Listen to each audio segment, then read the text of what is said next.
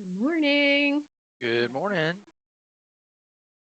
I was just on Judy's call and she did not get the message that this had switched to 10:30. So she's got a webinar going. I mean, she's got a discussion group going Oh, until no worries. 11. No worries. We are switched up today. I had switched it like a month ago and my whole calendar, all the invites got screwed up. I apologize if you all got 20 million calendar invites from me. I don't know what happened. And I'm curious about that process when you're using Outlook or something other than Google Calendar, meaning I think every time you add somebody, the whole rest of us get a notification going, it's been altered. And I'm like, I don't need 43 invitations and I don't care who's on the list, right? We're either, so I know my understanding is with a Google Calendar, it only notifies the people that were added or subtracted from the event. Everybody doesn't get a whole nother email going, Dan's edited it again. Yeah. But anyway, I think it's a an Outlook thing. So any input as to, I'm going to be switching my calendar system for the new year and use my funnel software for the calendar. Okay. And syncing that to Google. That way, when I invite to an event, it happens like that. So thank you. All right, our next 3 sessions, we're going to do a quick check-in today, but we're going to focus the next 3 weeks on planning 2024. And what that really looks like from a practical standpoint is making sure you have your content planned for next year, meaning your 12 content pillars, your weekly topics. You're going to know exactly what you're talking about every month, every week, so that it's easier to not only create the content ahead of time, but to have impromptu content. And I'll use this example. I had 2 podcasts that I was on months ago just go live this week. So I had no intention of sharing 2 podcasts I was on, plus my own podcast all in 1 week. That's a lot of sharing to do, right? Of podcast episodes. So how do I space that out, but yet still promote when the person wants me to promote? That's that impromptu content. So I always leave room in my calendar for that impromptu content that you don't know when it's going to drop. And once you start doing more of those events, you're going to need to leave space if you're only posting once a day. So we want to figure that into our plan. Good morning, Melissa. So we're going to plan content, which I consider your marketing content calendar, but then also let's talk about planning outreach, planning proposals, and what does that look like? And I know many of you have heard me say, if you want to have $1 million coaching or consulting practice, you have to offer out $3 million in service. That adjusted my thinking to how many people I actually had to offer my services to get to the income that I wanted. So let's plan that out ahead of time, because we all have a certain income we want to reach on a weekly or monthly basis, right? And if you're not hitting that, you have to go back to the reason why. And most likely it's not because you're not posting enough. It's not because you're not emailing enough. It's because you're not asking enough people to work with you. Plain and simple. Maybe you're not meeting enough people to ask, but at the same time, we need to know that. So we're going to do all of that planning over the next 3 weeks. And I have 2 different options, and I would appreciate you put in the chat which option you would like for your planning worksheets. I have some in a Google Drive folder. I also have a Notion dashboard that I can copy and give to you. The Notion dashboard is daily, weekly, monthly, and quarterly planning. And my prosperity worksheets are the same: daily, weekly, monthly, quarterly. So it's all how you would like to do your planning. It doesn't matter the system, you just have to be doing it. So put whatever you would prefer in the comments, and I'm going to grab the link for both of those and get those sent out to you. And actually, I will grab the Google Drive folder right now with all the prosperity worksheets. How many of you saw my prosperity planning training from last year? It's still in the folder, so if you want to catch the replay, you can absolutely do that. Grabbing the link for you right now. And we will go over those worksheets very quickly and then do a little hands-on actual planning so you guys can ask questions. There's the Google Drive folder with all of the worksheets. And let me grab my Notion dashboard. Now, for those of you that don't have Notion, it's a simple account setup. You can use the PDF versions of the Power Planner.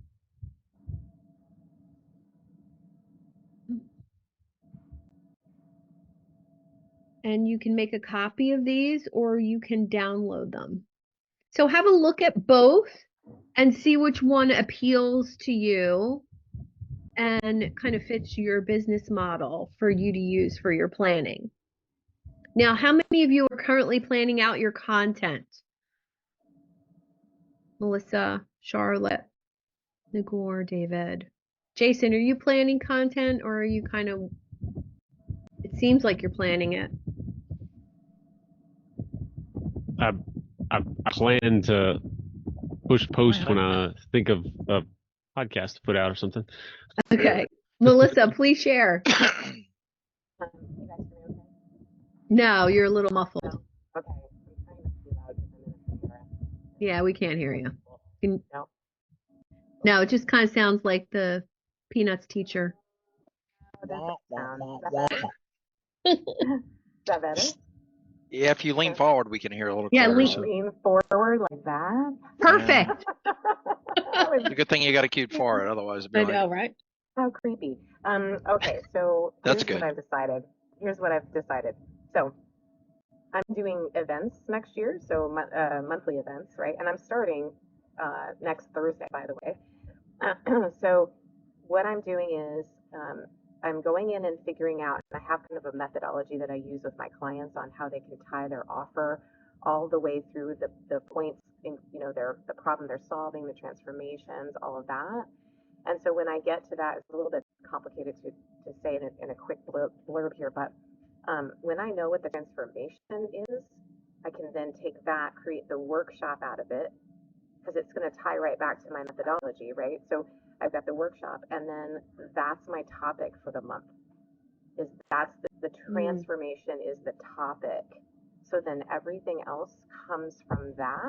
That's how I'm creating my content, because I'm using the psychographic research that I'm doing to get that and also to create the content too. So that's kind of this thing. Yeah, it just kind of came to me as I was really looking at all of the, parts of my business and how I could tie everything together and make it easy.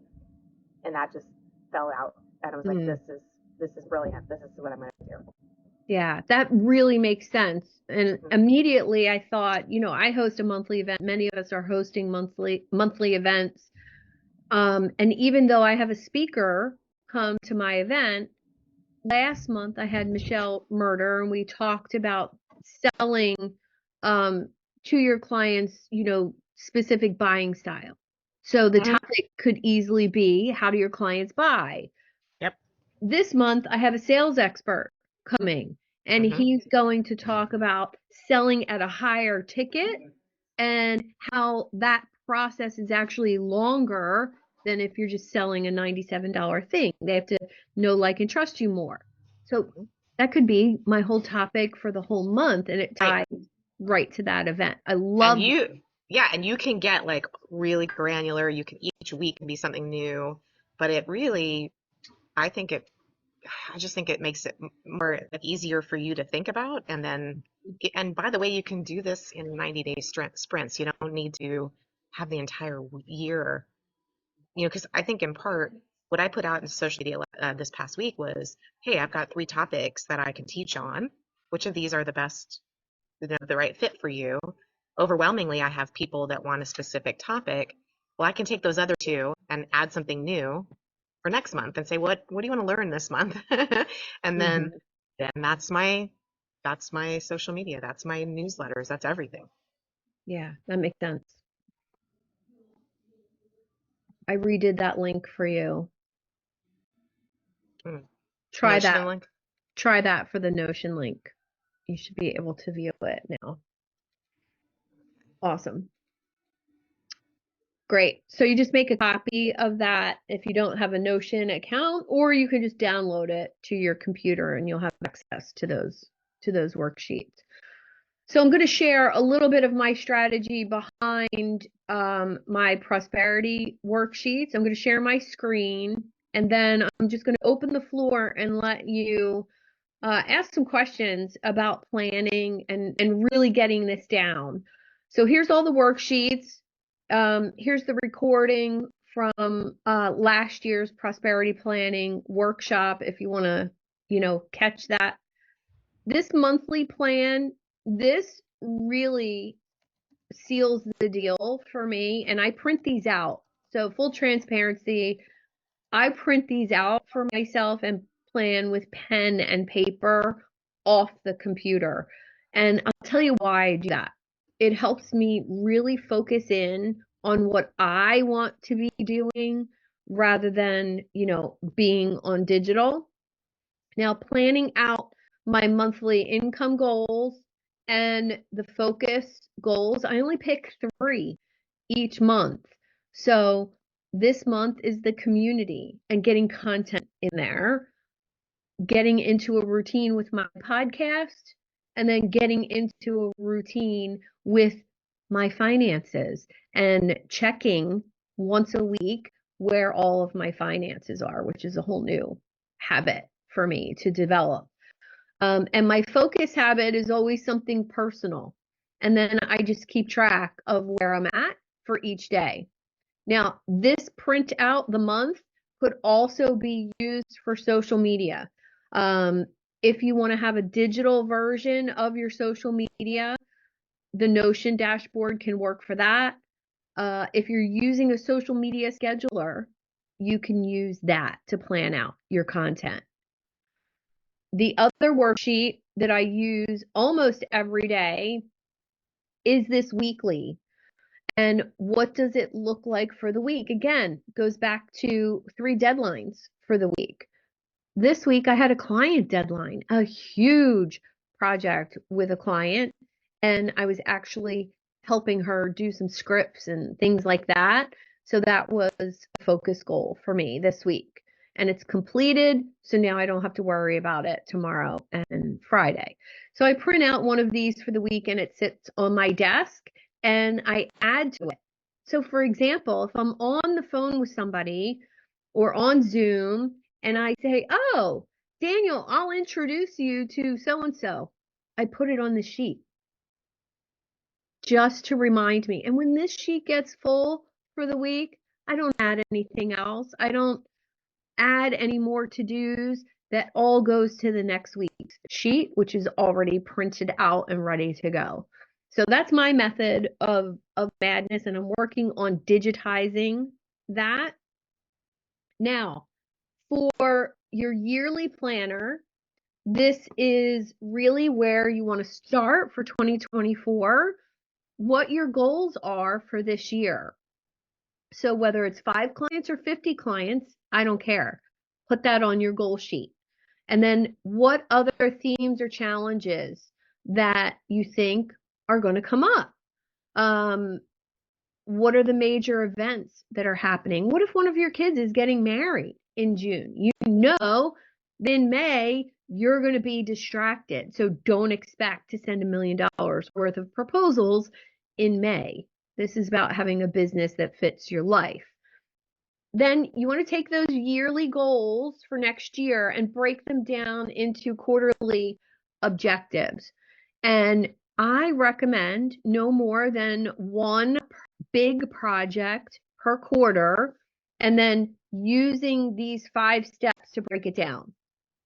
So for example, if you don't have contracts, proposals, and that whole system down, that's your project for a quarter. And how are you going to get that done, and list the steps? Make sense? Okay, I'm going to stop sharing. All your worksheets are there. What questions do you have about planning and doing this more efficiently over the next 3 weeks?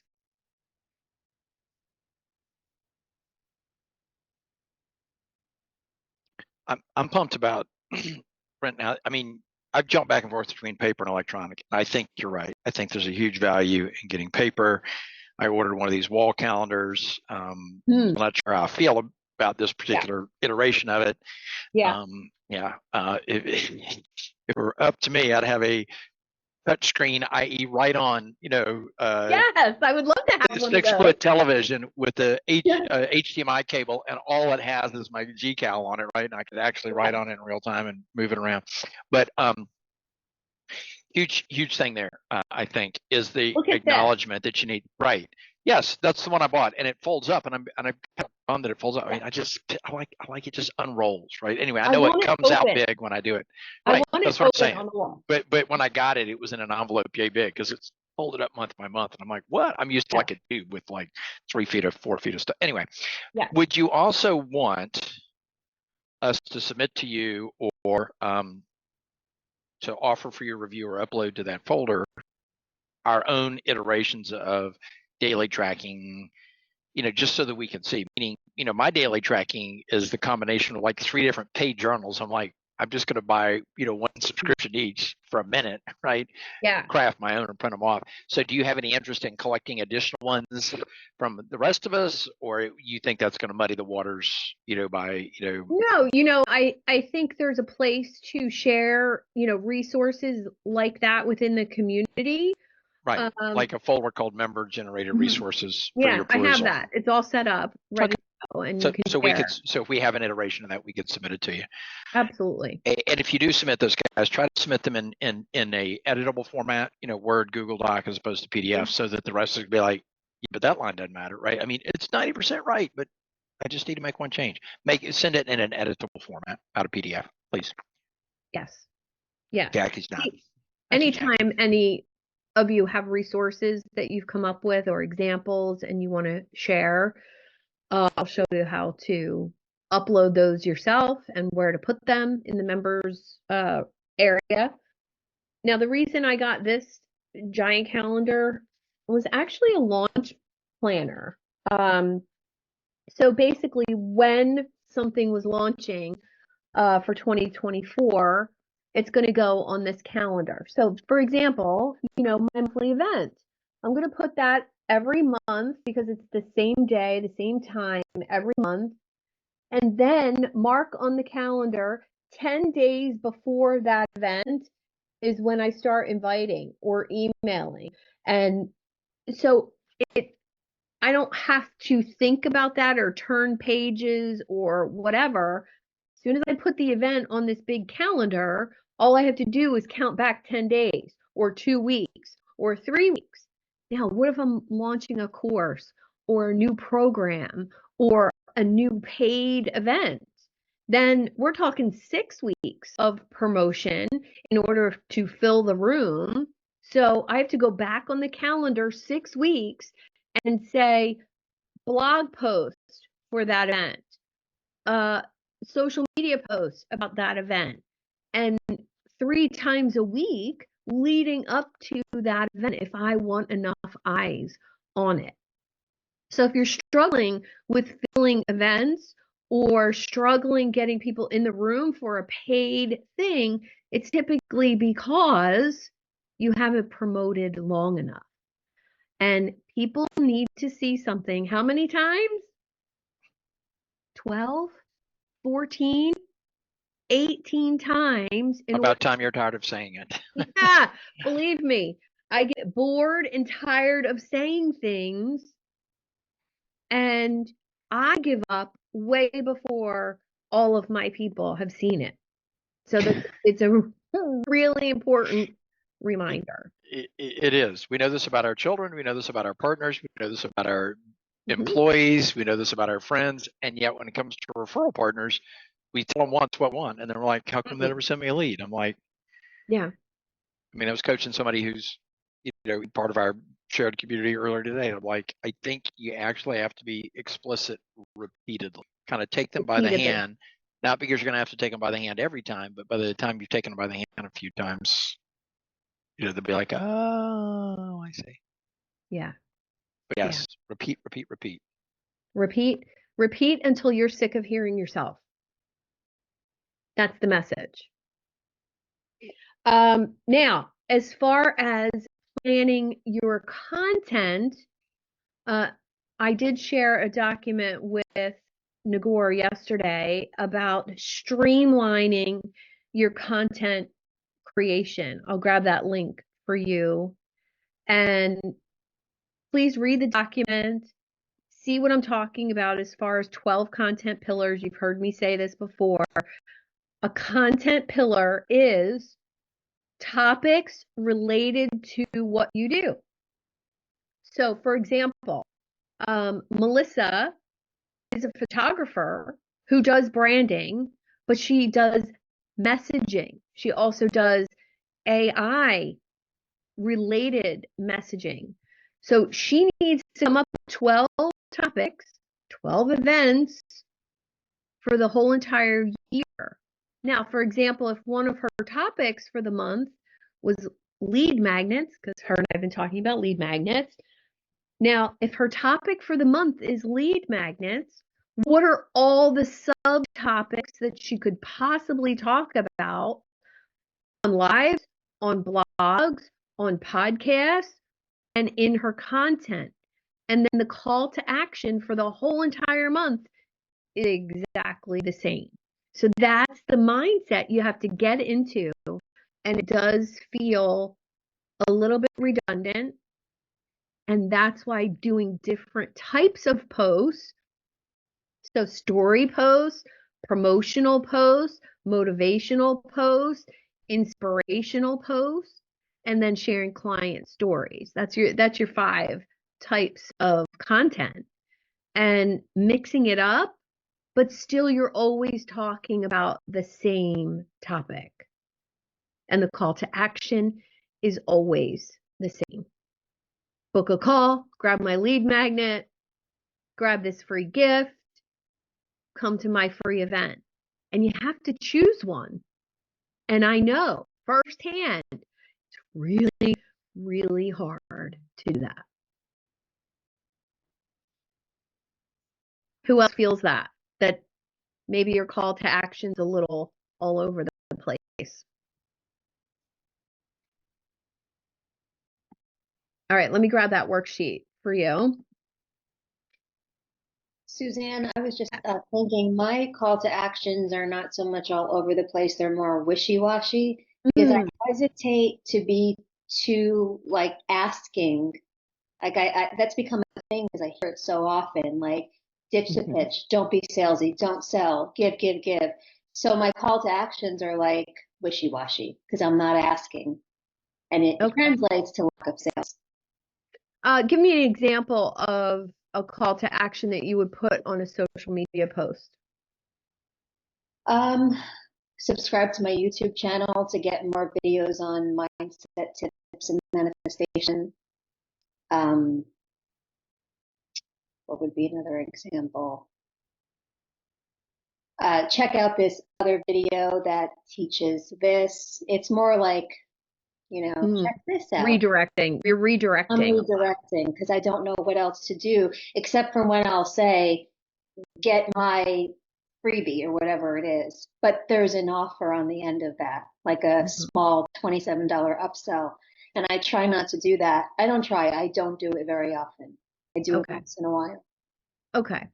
I think leading someone to get on your list without too many steps. So if we lead somebody from Facebook to subscribe to YouTube, then YouTube gets you on your list. That's a little bit too distant, and you'd have to have 10,000 people going to the video to end up with 100 on your list, and then from 100 you might get 1 or 2 calls booked. That feels like a pain in the ass to me. So being more direct doesn't mean being salesy. Being direct and saying, if you need help with this, if you want to talk about this, book a call, link in the comments, is not being salesy. Okay. Because if somebody doesn't want to, they don't have to. Right. Okay. Good point. Thank you. Yeah. Hi, Charlie. Good morning, everybody. I apologize I'm late. I'm at the That's club okay. and I had a client from out of town. We had breakfast. That's I okay. apologize. We were early today because of my schedule, my training schedule. So, hi All Denise. right. Hi Judy. So I will reshare in the chat for those who got here late. We're talking planning for the next 3 weeks, planning your content, planning your financials, planning how many people you need to meet a month. How many conversations do you need to have so that you end up with 1 new client a week? If that looks like something you want to achieve, 1 new client a week for the first 3 months of the year, well, how many conversations do you need to have to turn those into clients? How many discovery calls do you need to have? How many actual events do you need to have? And how many people need to be sitting there? You can reverse engineer anything if you know your numbers. Does everybody here know their conversion number? Like if you talk to somebody for a sales conversation, what percentage of people say yes and what say no? Do you know that? Not yet, Charlotte. Sort of. Anyone? Bueller? Charlie? Yeah, I do.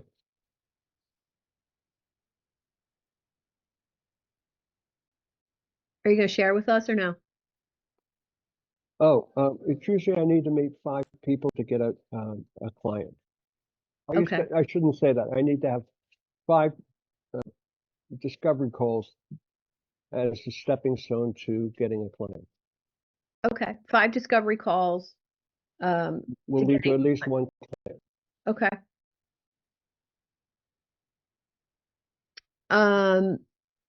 Jason, I have somebody new for you too. Melissa says I could do way better. Nikki, that's pretty good. 50 to 60%. For That's great. anybody who's less than, 50%, then your homework needs to be learning how to talk to those people.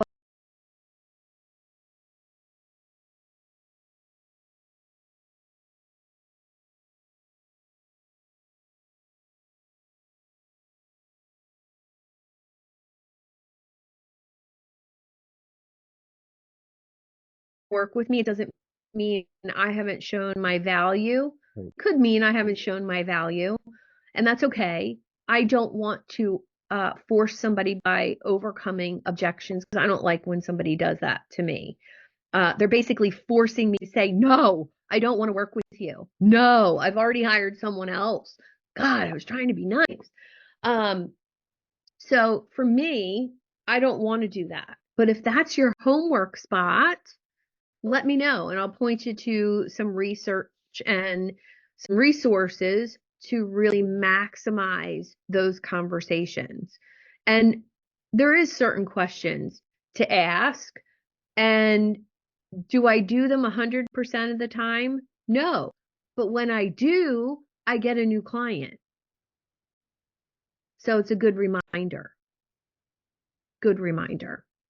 Judy says 50. Oh, cold referral. Say a little bit about that, Judy. Cold people. Yeah, sorry, I've got all sorts of congestion going on. That's okay. Yeah. It used to be my close rate was somewhere closer to 80%.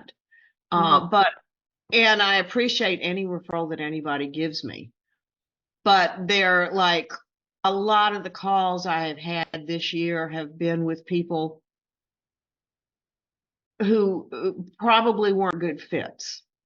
And they were referred, which is great. I love the opportunity to explain what I do. But it was, and I don't convince people, right? It's just I tell them what I do. And if it's a good match, that's great. But if it's not a good match, that's fine too. At least they know what's out there that some people do like me. Yeah, absolutely. Judy, did you provide everybody with introduction language to use about you? Yeah. Okay. Wherever Yeah. that post was, whenever it came out. Yeah, that's in the Facebook group. Now in the new members area, please let me know if you have a suggestion about where we could put that. I did tell someone yesterday to make their bio in the members area be reflective of how they want to be introduced to someone else because of those introduction emails that can go out. So you would want your bio to say what you do and who you serve so that when those emails, when I do that, when I introduce Jason to Harry, it explains why I'm introducing them. So rather than just your general bio, make it feel like, oh, if somebody was a stranger and they read this, they would understand what I do. Go ahead, Denise. So a friend of mine, her name is Sue Henry. She does something called, her business is Sue Henry Talks. She did a challenge the other day, and the way she does the bio is really interesting. You know, we all do our bios like, you know, she's got, you know, I'm Denise Stegall. I have, you know, I'm an author and I have this and I've got this certification and blah, blah, blah. Nobody cares. Like, Right. you know, so I'll share it with you. I'll share the link with everybody because I think it was unique in that so this is a bio that is going to be read when I give my C Talk in January. And it's about, this is how, you know, Denise does this for you, how you are going to be, you know, what you're going to experience as opposed to all of the, you know, certifications and things that we think we need. And that's fine. You know, that kind of bio is important for, like, if you're sending it to a podcast person, you know, they want that, or maybe that's important for your one sheet.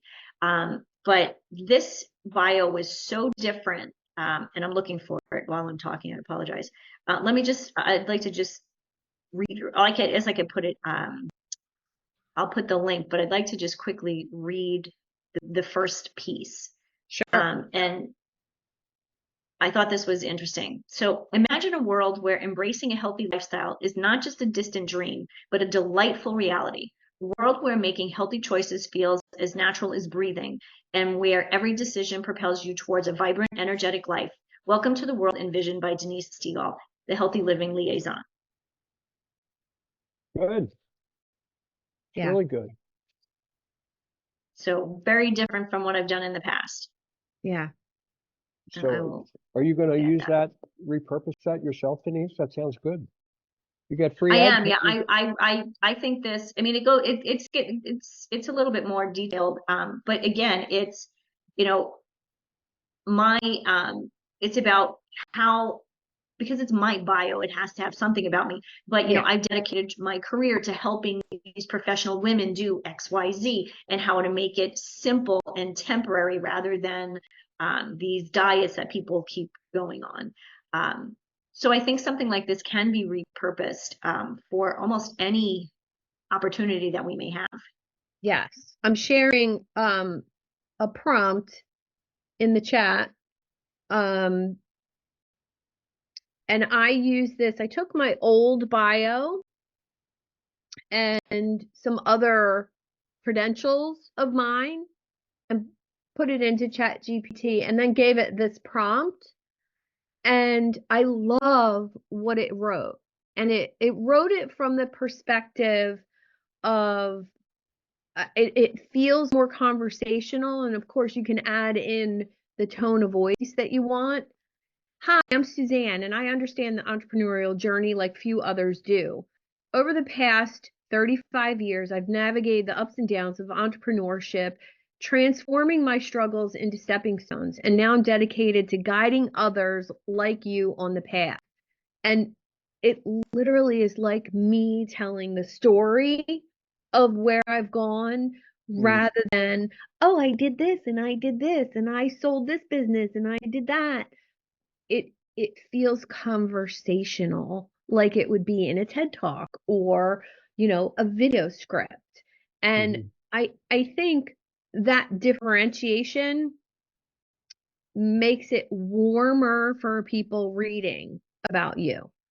And if your mission is to get people to look at your about page or the about section on LinkedIn, then might as well make it entertaining for them to read it.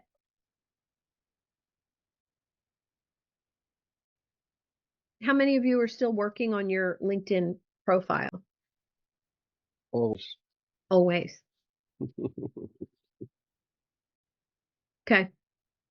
Let me know if you need help with the about section.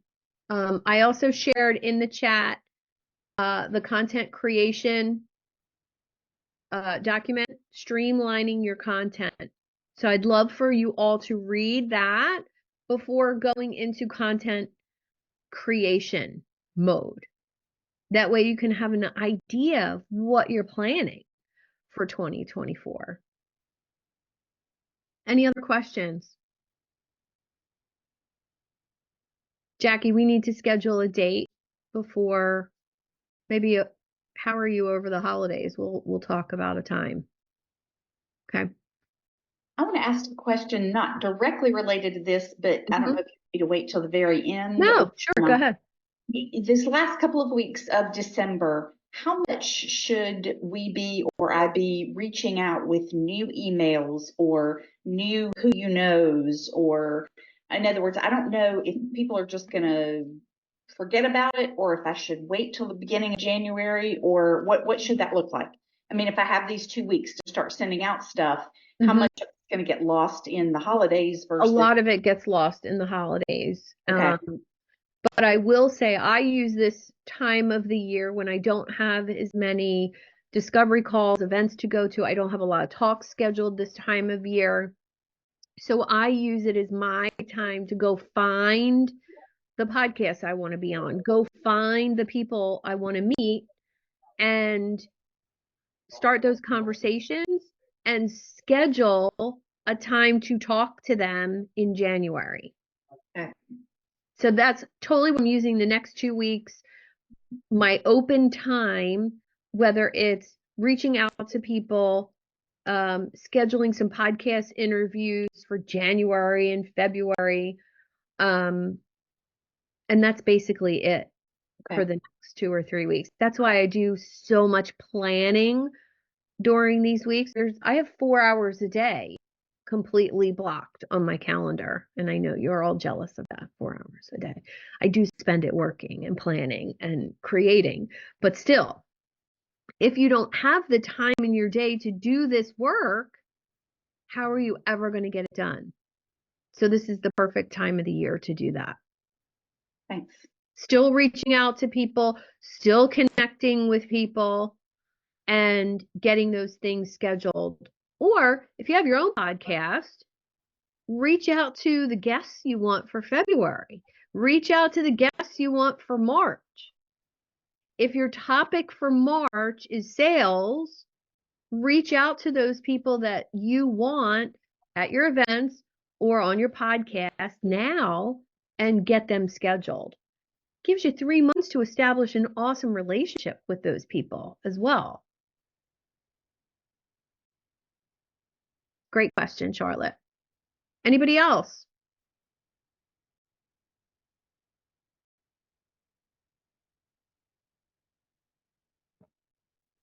Are we excited about planning for next year? How do we feel? We feel good about planning? Go ahead, Nikki. Then can you repeat what you said to look at specifically before we start planning our content? Was it all the pages in the folder? No, actually, let me grab it again. I'll put a little heart next to the link I shared.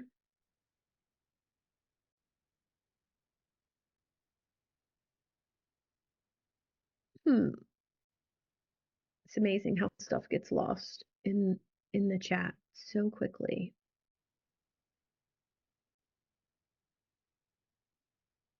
I'll grab it again. Sorry. That's okay. I'm sorry, I missed it. I thought it was in the Google Drive folder. The Google Drive folder I shared was for the prosperity planning system. Before you plan, you want to streamline your content creation.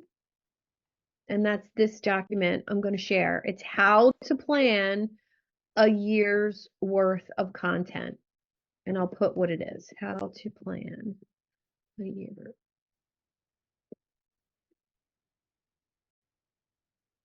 That way, when you save the chat, you'll know which each link is. Thank you. You're welcome.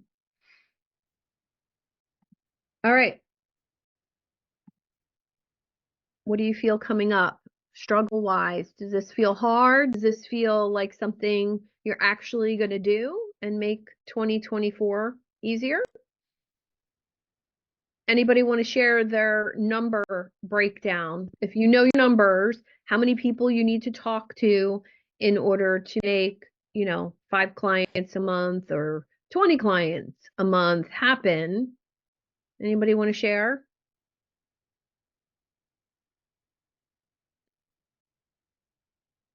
Everybody's so quiet today. All right, I'm going to share mine. I have 3 price points, $10 a month, $20 a month, $1,500 a month. They are all group coaching.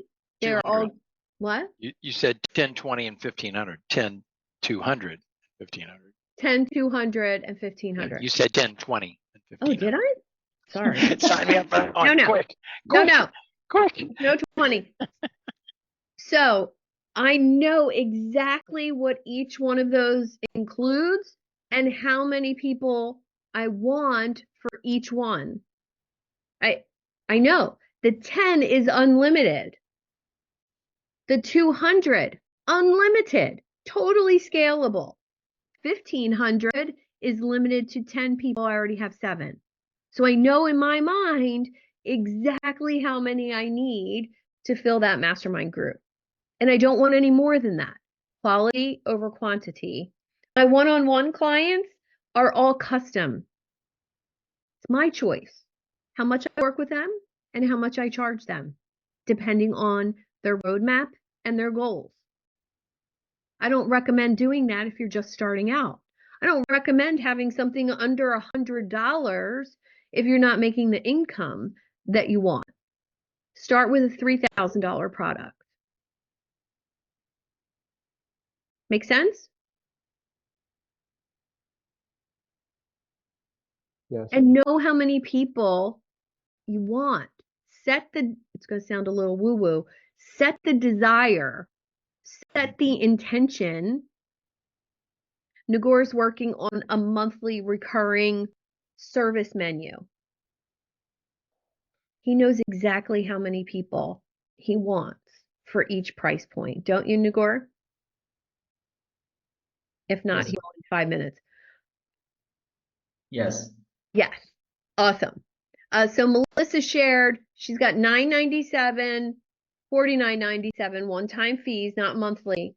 And then she wants 100 people total. Okay.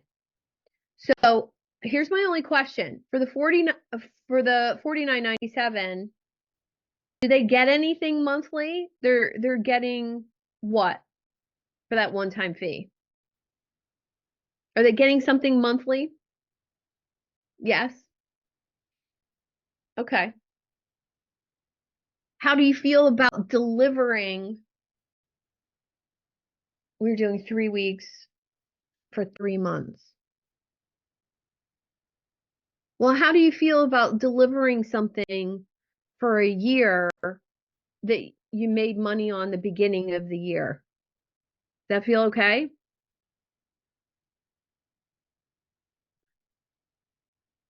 Okay, I'm gonna try to come off mute. Can you guys hear me? Yes. Mhm. Okay.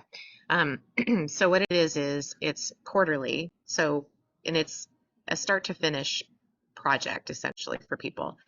So what we would be doing is 3 weeks on in a month and Mhm. 1 week off to get caught up, etc. So in within 90 days, they have their complete brand developed. Then they can move, and I didn't even put this on here, but then they can move into my brand momentum. That's the monthly recurring Okay. membership kind of thing, Okay. which is really cool. I'm loving that. But that's only, I didn't put that on here because it would only happen if people come through my group program or if they take my course. So the 2 price points I gave you there are the course Okay. or the group program. That's total of 3 months. Okay. So I love this because it's quarterly cohorts, Mhm. right? It's the same content, but it's kind of like my accelerator model. And the reason I did that is because I didn't want to have to enroll people every single month. I wanted people to sign up for 3 or 6 or 9 or 12.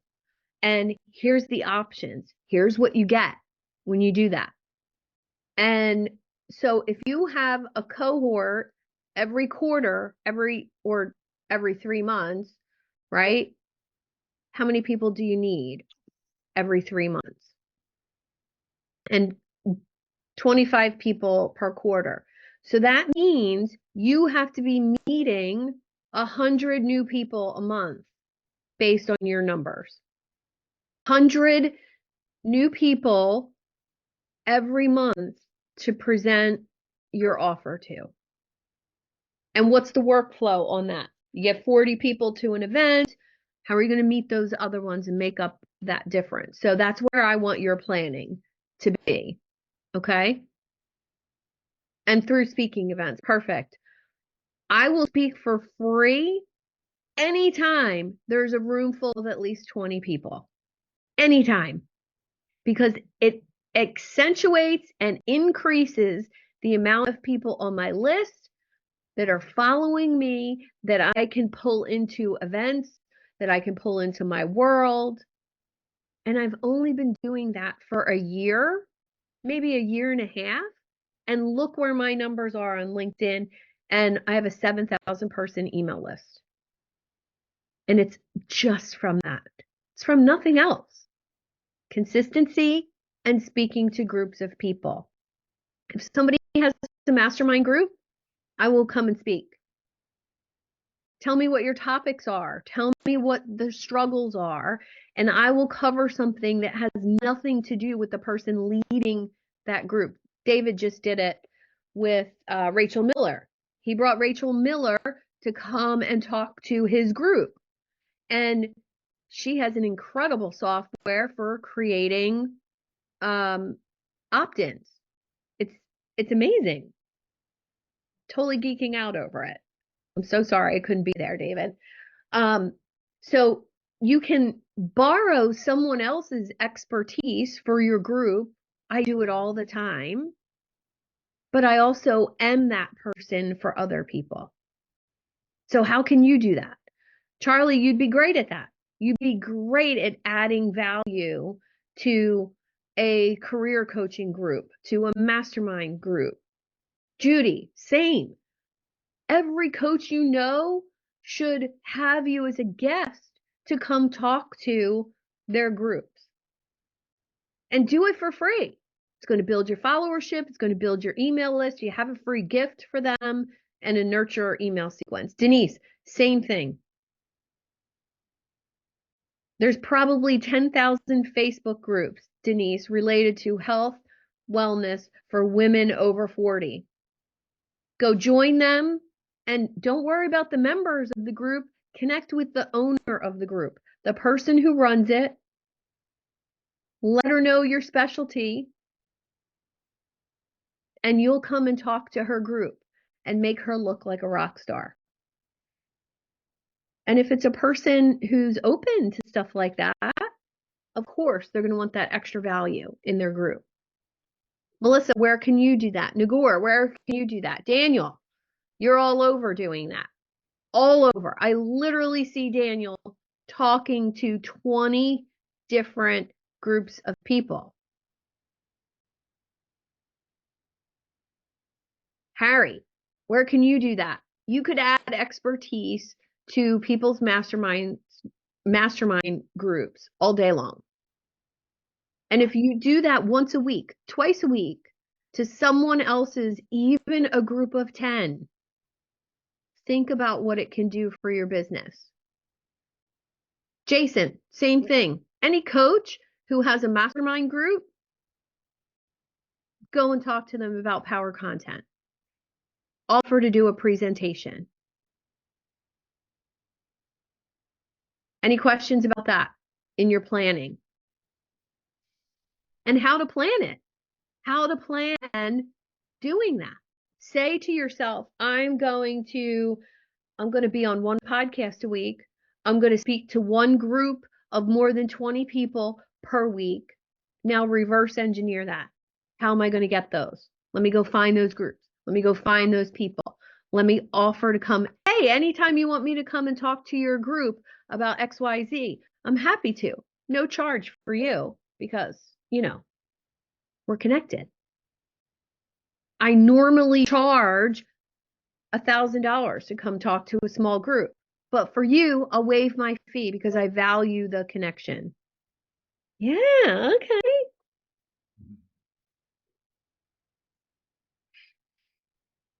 Yes, it's so much better than doing 15 discovery calls a week. I had one group call this week, and I've done such a much better job actually inviting people to that group call. I had 14 people on one call. It was so good because of the people I invited to the call. I even did breakout rooms so we could get to know each other better. And the value that was dropped between the other people made me look awesome.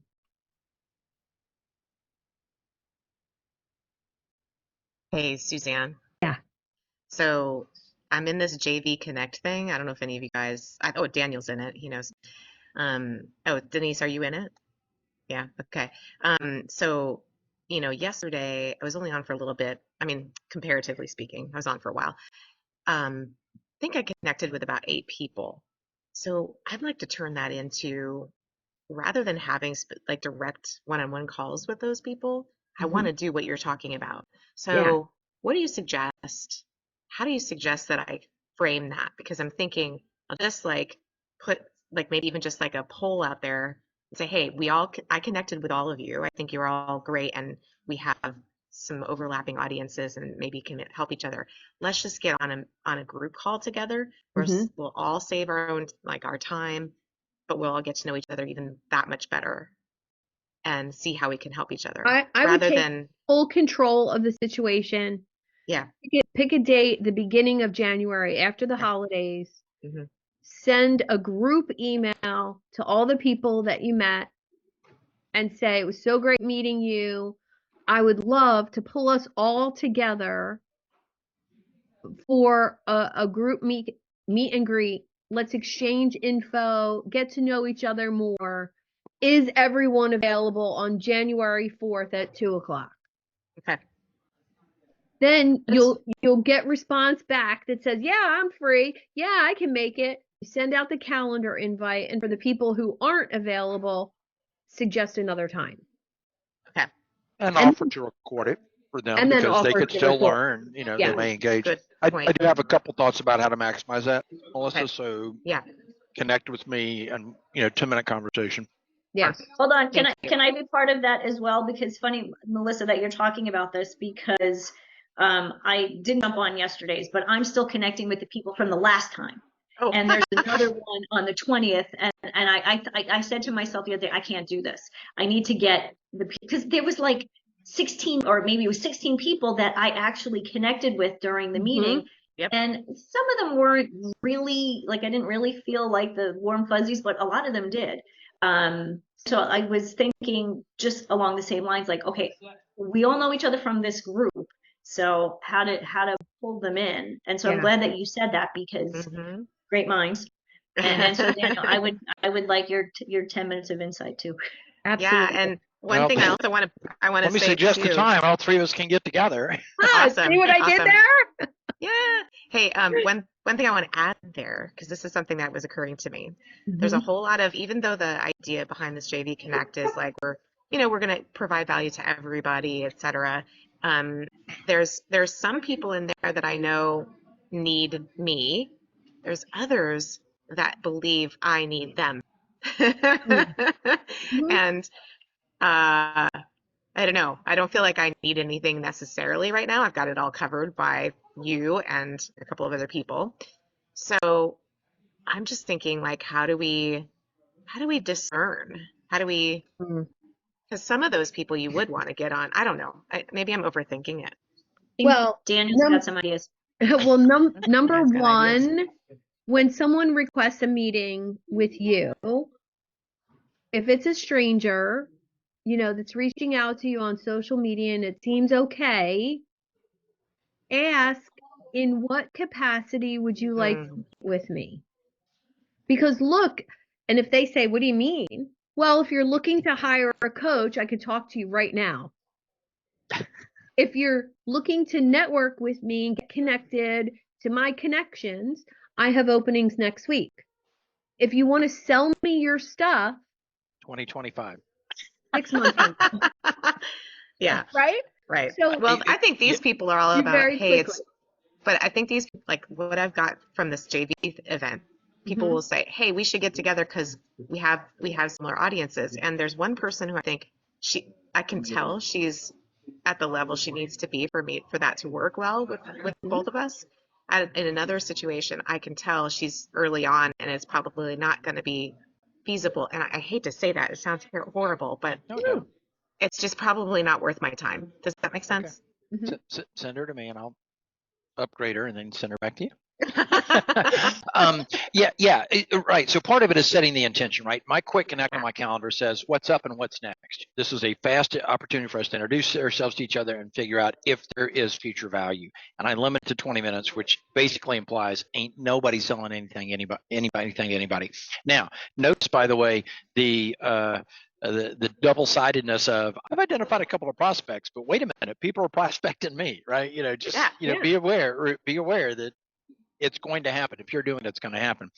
And it's a natural function. We meet somebody that we think could be a prospect. It's absolutely clear to me that it does not matter how finely tuned that person is to an ideal prospect in your mind until they identify themselves as even remotely a prospect. There's nothing you can say or do, right? Women particularly, men more than women, but you go into the store, you're there to buy. The clerk approaches you and says, can I help you? What do we all say 100% of the time? I'm just looking. I'm here to buy, but I'm not here to be sold to, right? So how do you engage in that? But I bring that up at the beginning and I tell people I do this and I'll coach them on, don't tell me all the things you do because that's treating me like a prospect. Tell me what you do and who you do it for, because that allows me the chance to put my hand up and go, I want one of those conversations. And that's my low-key way of saying, don't be selling. And it allows them to go, wait a minute, I want one of those. They know how they need to respond to me if they want to identify themselves as a prospect, even if I know they are, and I will drop the right number of hints. But when they go, I want to know about that, I'm like, well, absolutely, we can do that. So I kind of preface it by saying, yeah, the way I engage with people is explain briefly what I do, more about who I do it for, and I'll ask the same from you because that will allow us to identify if we know anybody or potentially we could be one of those people. But Yeah. it's my way of saying don't turn on the salesmanship until I tell you I want it.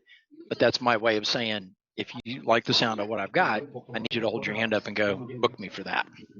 Yeah, and then I think the collaboration piece too, like this particular person saying she wants to collaborate, I just get the impression she wants clients. Okay, so you have to have questions for that. And Mhm. you learn from my mistakes. You have to have questions for that. Mhm. And those questions look like, how many events have you run in the past and how many people have attended? How many people are on your email list? How many clients do you currently have?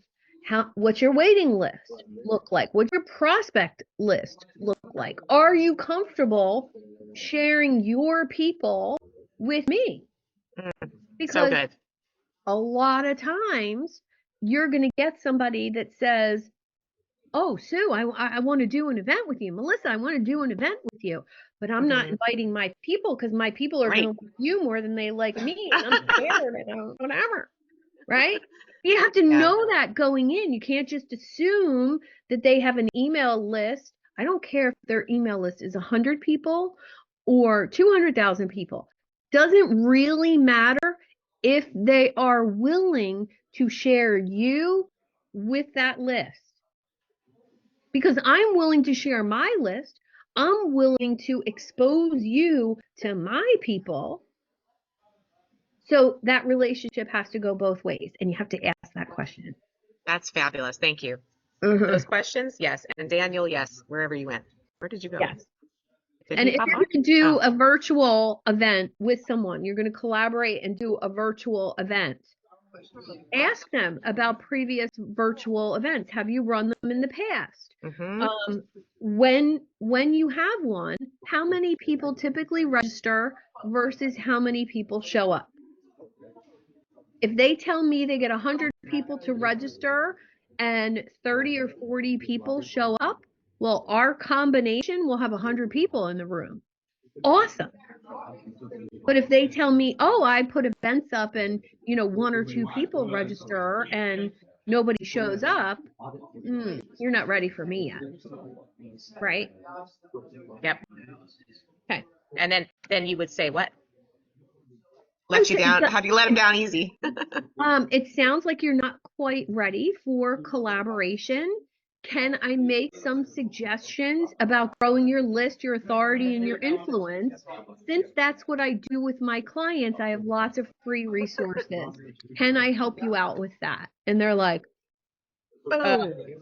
oh, okay. Right? Ah! It just, and I'm so kind when I do it because that's You just are. me. But it lets them know I'm a little farther along on the chain than you, and I only collaborate with people who are here or here, right? I Yeah. want to be with peers and people who are farther along with me because who you hang out with freaking matters. Yes. Truly. It does. Thank you. Welcome. Welcome. All right, guys, I have to wrap up and get to my training today. Let me know where you're at. Check in with me on your planning. So content planning, have your content pillars and your weekly topics. Video scripts, very helpful to have them done ahead of time and put it on your calendar. I'm going to do a video on Monday. I'm going to do a video on Wednesday and what the topic is going to be. Remove all the excuses for not doing stuff and plan it. And that way it's on your calendar. Financial planning. If you want to go deeper on that, I have some incredible Profit First resources for you. And David, who's here, is a great resource for planning your profit numbers. So I know he would help any of you with that. Sorry, David, I just threw you under the bus for that one. Oh, geez, no, please don't. Happy to help. Yeah. Thank you. Yes, yes. Thank you, everyone. Hope this was helpful. And next week we will check in. I want all your content pillars and your weekly topics done for next week. Okay? What time is it next week? Back to 11. Okay. Back to 11. Thanks, everyone. Go ahead, Denise. Do you have a question? My brain is kind of fuzzy. Where am I content? Where am I looking again for the content? Your content pillars are done and they're in that folder I created for you. Okay, that's what I thought. Okay, because all of a sudden I'm like, wait a minute. All your Okay. content pillars are done. The only thing that you could do is pull from your toolkit all of the topics. You could come up with all of the topics that are in your toolkit. You could talk about a different one each week for the rest of the year. Yep, love it. Okay, Thank you. awesome.